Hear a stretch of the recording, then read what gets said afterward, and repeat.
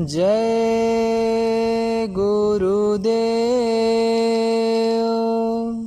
जय गुरुदेव नाम किसका, प्रभु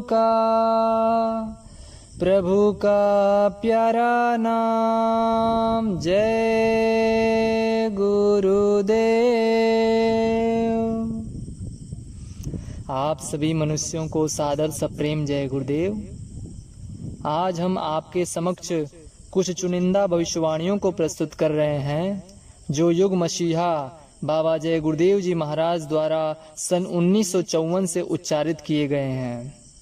वर्तमान समय की पुकार सुनकर हम भारत की जनता को ऐसे वचनों से पुनः अवगत करा रहे हैं जो उनके जीवन के लिए नितांत आवश्यक है। तो आइए जाने बाबा जय गुरुदेव जी की उन भविष्यवाणियों को जो 1954 से 1970 के मध्य बताए गए, जिसमें से लगभग 70% वचन पूरे हो चुके हैं। जय गुरुदेव। सन 1954 में स्वामी जी ने अपने मुखारबिंद से जनसमूह के बीच प्रयाग में कहा कि आगे समय में आम स्त्री पुरुषों, बच्चे बच्चियों के चरित्र गिर जाएंगे। दिन प्रतिदिन लोगों का विश्वास पापों की तरफ हो जाएगा। मांस, मछली, अंडे बहुत संख्या में लोग खुले रूप में खाने लगेंगे।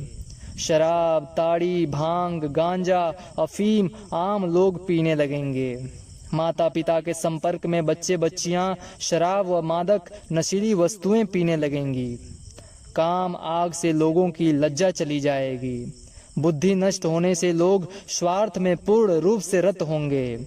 चोरी, चमारी, लूटपाट, कत्ल आदि बहुत बढ़ जाएंगे। जनसंख्या कम करने की एक नई योजना विदेश द्वारा भारत में आएगी। टैक्स अधिक बढ़ेंगे। प्रतिवर्ष कानून में संशोधन होता रहेगा। धर्म के लोग लड़ेंगे, समाजों के लोग लड़ेंगे, पार्टियों के लोग आपस में लड़ेंगे।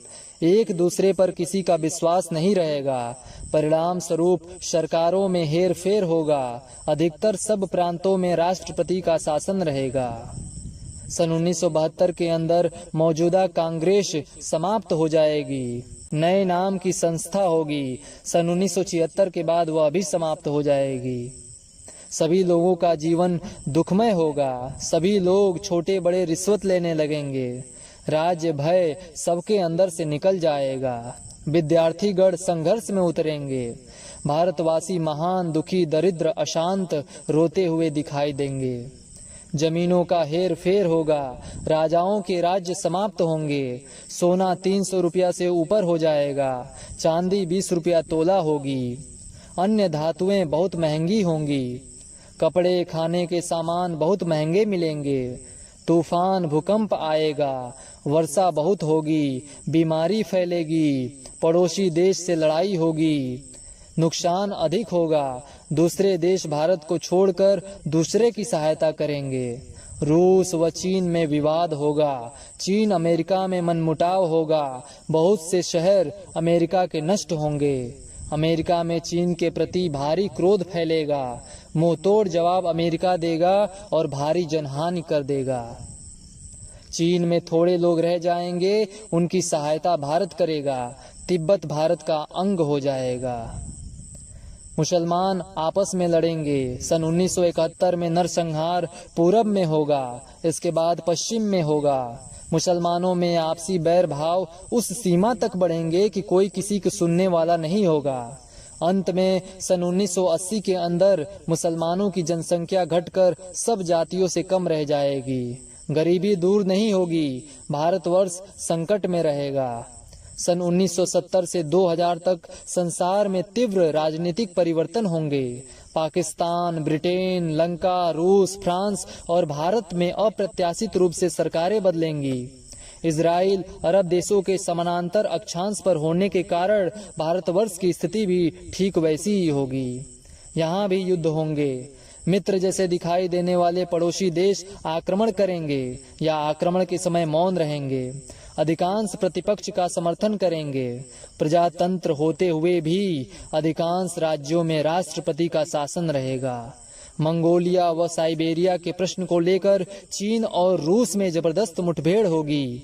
दोहरी वार से बचने के लिए चीन भारत से मैत्री का आडंबर रचेगा और रूस के साथ आणविक अस्त्र शस्त्रों के अलावा एक नई युद्ध प्रणाली जम्सवार, इस युद्ध से दुश्मन देशों में बीमारियों के कीटाणु फैला दिए जाते हैं, जिससे तीव्र बीमारियां फैलती हैं और लोग बिना युद्ध के मरने लगते हैं, इसकी शुरुआत करेगा। रूस चीन को मुंहतोड़ जवाब देगा और उसकी अब तक की समस्त वैज्ञानिक प्रगति को नष्ट भ्रष्ट करके रख देगा। इस बीच तिब्बत उसके जबड़े से निकल आवेगा और भारत से स्वेच्छा से संबंध कर लेगा। सन 1980 तक सारे संसार की स्थिति विश्व युद्ध जैसी हो जाएगी। अधिकांश छोटे छोटे देश टूटकर बड़े देशों में विलीन हो जाएंगे। भारतवर्ष उन सबका अगुवा होगा। संयुक्त राष्ट्र संघ अमेरिका से भारतवर्ष चली जाएगी। यहाँ उसका नए सिरे से संगठन होगा। एक ऐसे दिव्य पुरुष का जन्म भारतवर्ष में हो गया है जो गायों का काटना बंद कर देगा, राष्ट्र भाषा हिंदी संस्कृत कर देगा, परिवार नियोजन बंद कर देगा, मांस मछली अंडों की दुकानें सभी शहरों में बंद कर देगा, शराब ताड़ी की दुकानें बंद कर देगा, होटलों डाइनिंग कारों में मांस मछली अंडे पकना बंद कर देगा, सभी सिनेमे के भारत में बंद कर देगा, रिश्वत बंद कर देगा, पुलिस का वेतन 300 रुपया कर देगा, प्राइमरी स्कूल के अध्यापकों पेशकारों क्लर्कों का वेतन 300 रुपया कर देगा, मजदूर की 8 रुपये प्रतिदिन मजदूरी कर देगा, स्कूलों के बच्चे स्कूल से निकलते ही नौकरी या काम पाएंगे, कोई अफसर मांस मछली अंडे शराब ताड़ी नहीं खाएंगे पिएंगे, रिश्वत नहीं लेंगे, जो लेंगे वह निकाल दिए जाएंगे, किसानों का आधा कर्ज माफ कर देगा, चोरी लूटपाट हत्या ग्राम व शहरों में बंद कर देगा, वह जमाना ला कर दिखाएगा जिसकी अभी तक किसी ने कल्पना भी नहीं की होगी। जो महापुरुष पैदा हुआ है वह धर्म का महान होगा। भारत ही नहीं सारे विश्व के लोग उसकी बातें सुनेंगे। न्याय की एक संहिता बनाएगा, एक झंडा होगा। इस व्यक्ति को इतना जन समर्थन प्राप्त होगा कि सारे दुनिया के लोग दांतों तले उंगली दबाएंगे। उस व्यक्ति के प्रभाव से सारी दुनिया के लोग हिंदू धर्म को कबूल करेंगे। जो यह व्यक्ति कहेगा उसी को सभी जातियों के लोग, समाजों के लोग, राजनीतिक लोग और धर्म के लोग कहेंगे। इस व्यक्ति के शांति आनंद सेवा समानता के प्रभाव से सब बह चलेंगे। इसके विचार बहुत गुप्त होंगे। वह व्यक्ति अपने अंदरूनी इच्छा को किसी के सामने जाहिर नहीं करेगा। सन 1972 के नवंबर तक इस व्यक्ति के लिए लोगों के दिलों में शंका रहेगी, पर दिसंबर 1972 के अंत में उसकी चर्चा सब ग्रामों, शहरों और हर जाति के मनुष्यों में होने लगेगी। सरकारी पदाधिकारी इनकी बात पर गंभीरता पूर्वक विचार करने लगेंगे। लोगों में एक लहर दौड़ने लगेगी कि हम भी चरित्रवान बने और बुरे कर्मों को छोड़ें। सन 1970 में वह धर्म का बीज लगा देगा। सन 1971 में द्वितीय चरण को पूरा कर अपनी जमीन हरी भरी कर लेगा। दुनिया के लोगों में एक आशा की लहर दौड़ा देगा। इस व्यक्ति के आचार विचार में आडंबर नहीं होगा, सभी को लोकप्रिय होगा। गरीबों से विशेष प्रेम संबंध करेगा। हर कार्य इस महापुरुष का अनोखा होगा। वह सफेद वस्त्रधारी होगा, अहिंसा का पूर्ण मानव पुजारी होगा। वह व्यक्ति किसी की नकल नहीं करेगा। 20 करोड़ नर नारियों को सन 1972 तक जगा देगा। बाहर से सादा होगा पर अंदर से पूरा विचारशील और शांतिदायक होगा। इसके आंखों में चमत्कार होगा। दया का संचार आंखों से करेगा। जो कुछ भी करना होगा वह सब इस पुरुष की आंखों से होगा।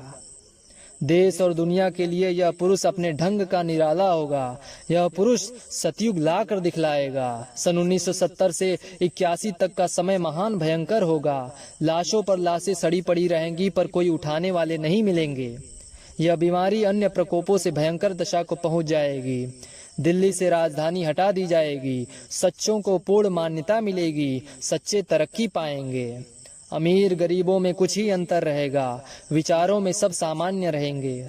दुख दर्द न रहेगा। विद्वानों का पूर्ण सम्मान होगा। सरकारी कर्मचारी सब निरामिष रहेंगे।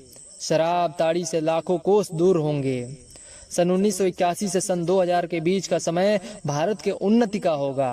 भारत अपने पैरों पर खड़ा होकर पूर्ण विज्ञान व अर्थ में पूर्ण शक्तिशाली हो जाएगा। विशेष बात यह होगी कि सभी लोग धर्मनिष्ठ और शाकाहारी होंगे। जय गुरुदेव।